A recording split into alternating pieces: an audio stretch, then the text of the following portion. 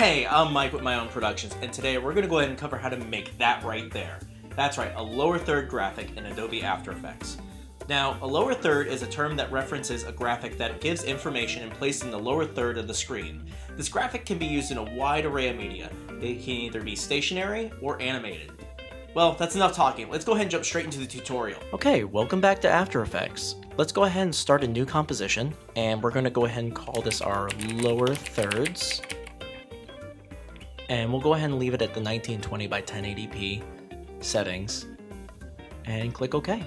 So here's our composition, blank, and I'm going to go ahead and import my logo for this tutorial. Now you can always import whatever you want to go with your lower thirds, and you can do that by pressing either Control or Command I to get to it, or you can right click in your project settings, right click and go to Import File, or you can go to Import Recent Footage if it's something that you've used recently, and go ahead and click on that. So I'm going to go ahead and use my logo here, and it's a little too big for what I want to do, so I'm actually going to resize this, and we can do that simply by coming down to our layer and going to Transform and going to Scale, and I'm going to set this at 50%. So that's what I'd like it to be. And the next step I'm going to do is change my anchor point, which is this setting here in the transform. And I'm going to put the anchor point, which is this little crosshair here, at the top, because that's what I want to have follow for everything. So go ahead and change this to 0, and that'll put it right at the top. And then we can click and hold on our logo or whatever you're using, and hold the Shift key. And this will allow you to move the object nice and stiff. Okay, now we'll go ahead and create a keyframe at the position, and we will move this to where we want the stop for our logo to be. For instance, I'm going to have it stop at the 1 minute or the 1 second. I'm going to have mine stop at the 1 second, 12 frames. And I'm going to then go back 12 frames to 1 second. I'm going to click and hold on this logo, and I'm going to hold the Shift key and drag it up. And you can see these little dotted lines here with the line. That is actually our animation path. So if you press play, you'll see it comes on down. Now, that's actually a little lower than I wanted, so I can actually go back here to this keyframe exactly, click and hold, and I'll drag it up.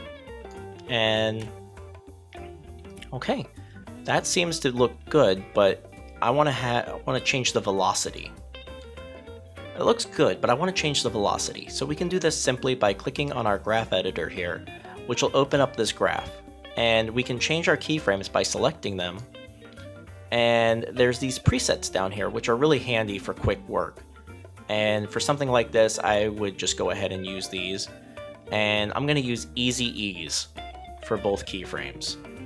So if you watch it with this, you'll notice it slows down a little bit right before it stops. So it's a little more organic and feels more proper. So it feels more organic and feels like it's slowing down before it stops. Okay, so we have that, and then I want to have at the 2 second mark, I'm going to have another keyframe there, where then at the 2 second 12 frames, I'm going to click and hold on this. I'm going to go ahead and click and hold on this and drag my logo over, and I'm going to stop right at the end of the composition there, and I'll go ahead and select those keyframes as well, and I'll edit them in this graph editor.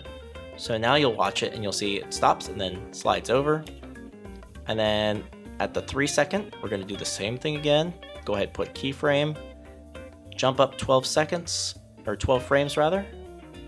Jump up 12 frames. Go ahead and put another keyframe there. Click and hold your Shift key, and drag it all the way down. Okay, so now our logo has been animated, and of course, let's go ahead and take care of those keyframes as well. Easy ease for them all. So if you watch it all the way through, That looks pretty good. Now, if that's all you wanted to do, you're done. Good job. I'll cut that. Okay, so our next step is going to be adding in the text. So let's go ahead and get out of the graph editor so we can see things a little easier. But I still want to keep these keyframes up. Now, we can get rid of all the other stuff that we're not using simply by pressing U, and that'll just have just the keyframes that we're using. So we'll go to the 2-second mark, because that's where our logo drops down to the center. And then at 2 seconds, 12 frames, that's where I want to have the text show up as this slides over.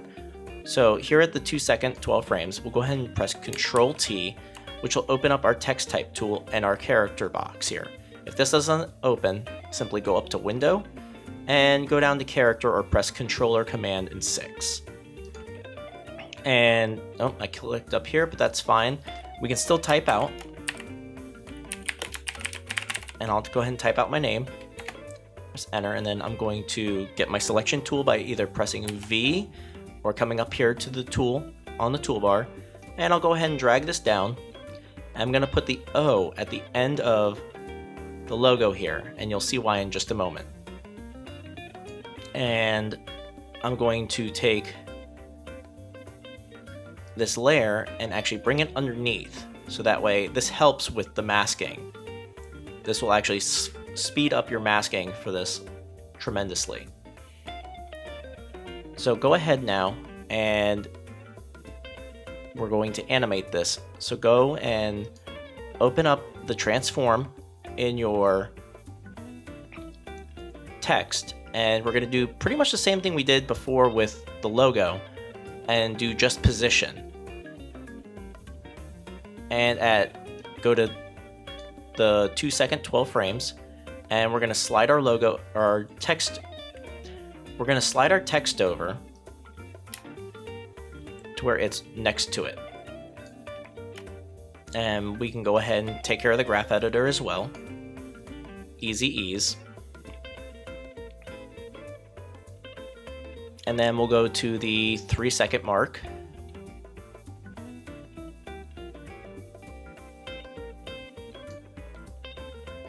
Add our keyframe. And then go to 312. May need to zoom out, which you can do either by scrolling or using the spyglass up here. And click and hold and go ahead and bring this down. And go ahead and take care of those keyframes while you're at it. Okay, we can now close out of the graph editor. And if you watch this, looks pretty good, but we need to take care of over here where we can clearly see our text. So go to our 2-second mark, and we'll go ahead and either press Q or come up here to the rectangle tool, and this will allow us to make a rectangular mask that we can then hide some of this text. Now if you see the text, that's fine. Simply come down to your mask and either click the inverted box or come over here where it says Add and go to Subtract. So now when you press play, you notice that the mask still goes with it. Well, all we have to do now is simply add more keyframes. Keyframes are everything with After Effects. Go ahead and turn on the stopwatch there, which puts our first keyframe in.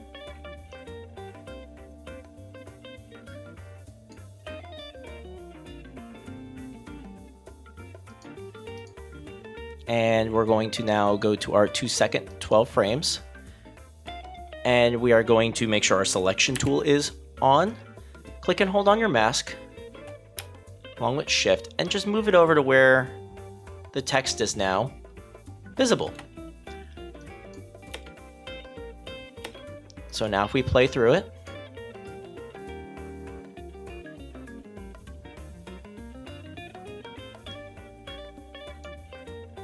okay, so now what we're going to do is we're actually going to shorten this text layer to the beginning of where our keyframes are, so that way none of this shows up when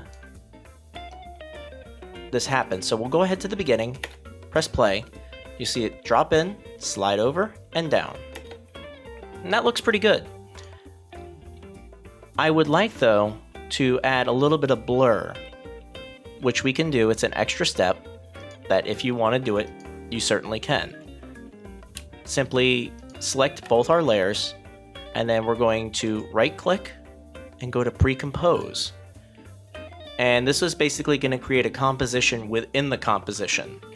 And we're going to call this Lower Thirds Blur. And make sure that you have Move All Attributes to the new composition selected, and adjust composition duration to the span of the selected layers. And go ahead and click OK. So now you see our lower third is all just one layer, nice and simple to work with. And I'm actually going to shorten this to our 3-second 12 frame section here, so that way we're not playing for 15 seconds of just nothing. And I'm going to go to our effects and presets, which is here. And we are going to type in pixel motion blur.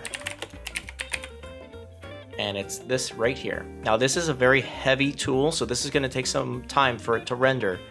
I'm actually going to switch it to half just to show playback a lot faster. But you'll notice even if you just click in to where our logo is dropping in, you'll notice that there is a lot of blur than where there was before. See, that's there with it and without it. And this will help with the organic look of the overall effect for your lower third, and it'll also do it for your text as well. So go ahead and let that render. Okay, so now that we have our lower third animated, I want to add a little bit of blur for when it's moving. And we can simply go over to our effects and presets panel, and let's go ahead and type in motion blur. And we're going to use our CC force motion blur on this. And just go ahead and drag that onto your layer. And you'll notice it adds a nice little bit of blur that you can see. And it kind of helps give it a little more organic look. Now, if you're happy with that, you're done. Me though, there's one last step I'd like to do. So we're going to go ahead and do our pre-compose again. And we're going to call this lower third final. And we're going to move all attributes to the new composition again and click OK. And now we are actually going to create two masks, one on the top and one on the bottom. That's going to give us a little bit of feathering, so it's not going to be as sharp at the top of here. So it's going to kind of fade in as it drops and fade out as it drops out. So we'll simply go ahead and use that handy mask tool again and just kind of select roughly a section of the top. Go ahead and invert it. And then you're going to open up your mask and just dial in that feather to where you like it. So in the beginning here, as it drops in,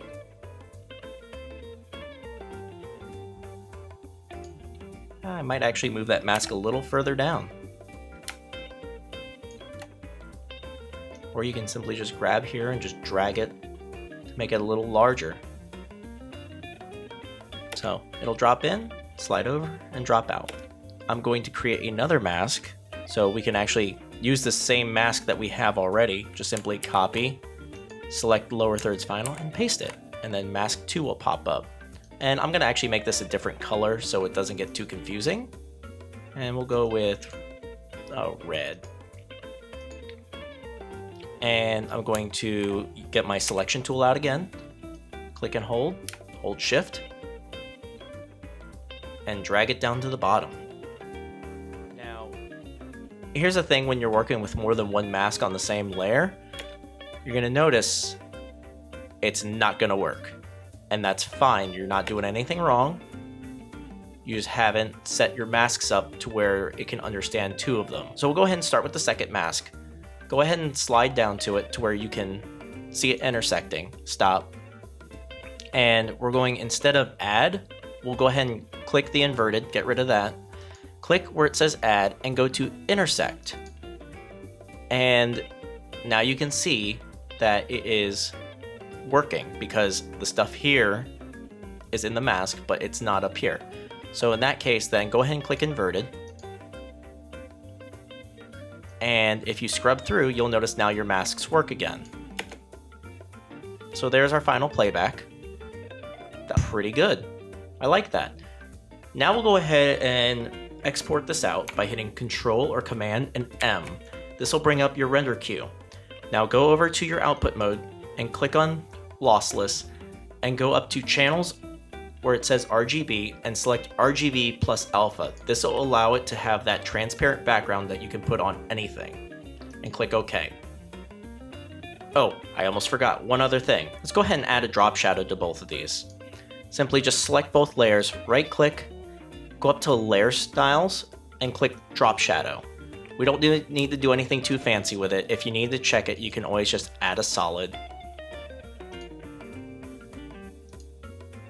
and just put it right at the bottom and go where you can see everything and see how your shadows look. And if you need to dial it in, go ahead, but I'm pretty happy with that. I'm not going to need anything too big. This is just in case I have a white background or something white dominant. That way the letters don't get lost.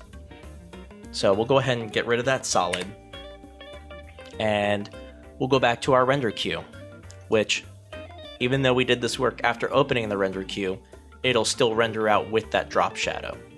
So if you're happy and satisfied with everything, go ahead and export this by simply just clicking render. Okay, so now that we're done rendering, let's go ahead and import this. Okay, so now that we've gotten done rendering, let's go ahead and import our new lower third into our project. You can do that by simply just right click in your project folder and go to import. All right, now that we got our file in, we'll go ahead and just drag it over and put it onto our footage.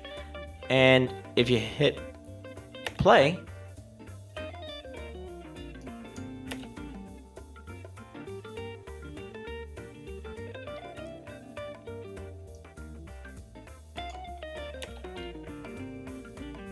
you're gonna do this to me again. All right, and as you can see, it drops in and drops out. Now we can always resize this simply by going to our effect controls, which is up here, clicking on our layer, and then we can always resize it. So I can do, let's say, 50%, and then I can place this wherever I need to by clicking position and moving it. So I could put it down here if I wanted. So, okay, and if you scrub on through, you can see how it pops in, slides over, and then it's just gonna fall on down.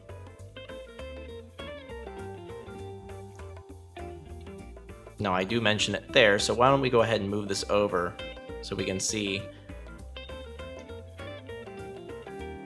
lower thirds pop up when I say something about it. Cover how to make that right there. Okay. That's right. And that's how you make a lower thirds in After Effects. So lower thirds are a fantastic way to make your next video look professional. They take next to no time and can easily be animated to your choosing. Now Adobe has had a feature inside of Premiere called the Essential Graphics panel. This will allow you to have saved templates of anything that you'd like for your choosing. These will really speed up your workflow overall, as you do not have to bounce between After Effects and Premiere every time that you need to make a change to a motion graphic like the lower thirds that we made. I do have a link below if you would like to grab this lower third as a template. All you'll need to do is simply replace the solid that's in the lower thirds comp with your logo or whatever you'd like and fill in the text. So go ahead and comment below if you would like to learn how to make these templates for the Essential Graphics panel in After Effects. I'd really be interested to see what you'd like to learn. With that said, of course, that's all for today. If you enjoyed this, please like and subscribe. Ring that bell if you'd like to see more. Go ahead and check out the social media links and my Patreon page that are in the description below. Go ahead and leave a comment with any other post-production tutorials that you would like to see, and I'll see you on the next one.